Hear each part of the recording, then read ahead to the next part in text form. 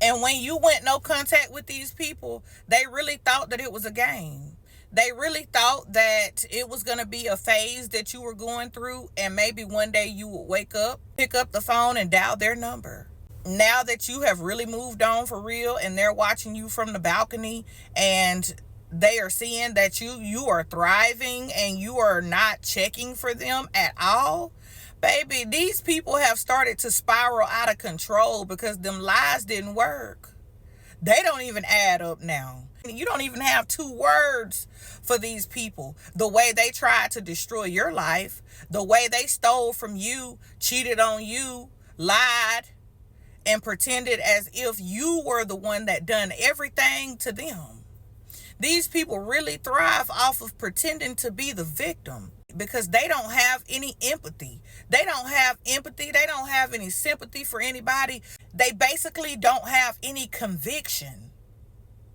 So this is why they can lie with no type of doubts, with no faults. They don't have that inner man that says, no, I shouldn't do this. I shouldn't lie on this person. They was too good to me. I shouldn't go behind their back and cheat on them. They would never do that to me. Like, they don't have that inner knowing. They don't have that conviction. This is why these people are so corrupt.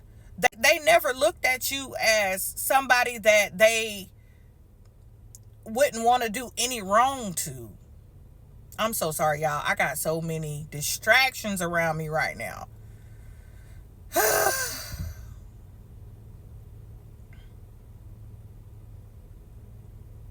They thought that no contact was going to fade away and you would pick up the phone and call them, not knowing that heaven sealed the deal.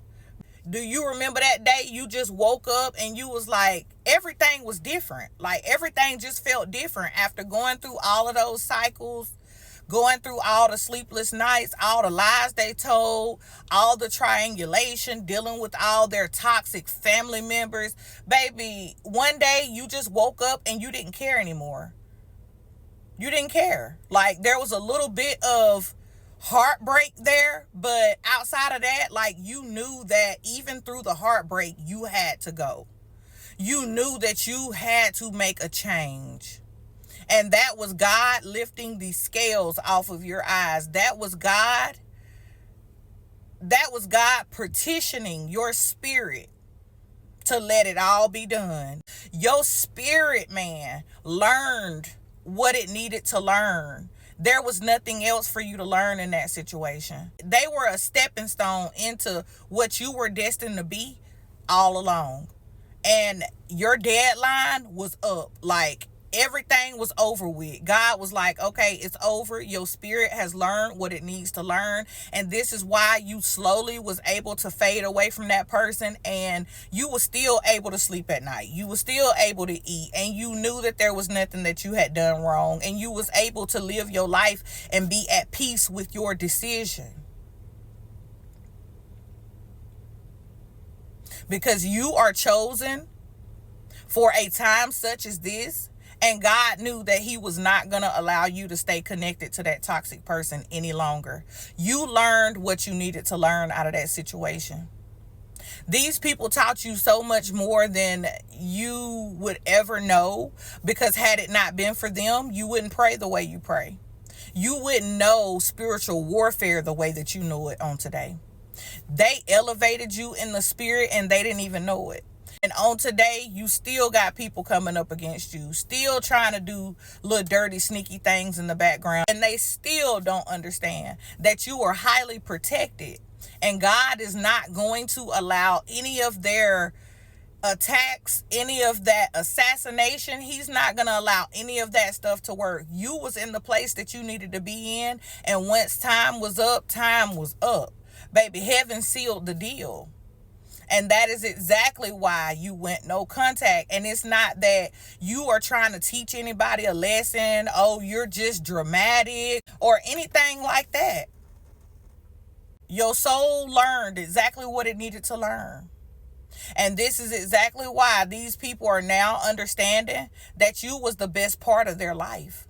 You were the catalyst for change in their life, and they still didn't perceive that.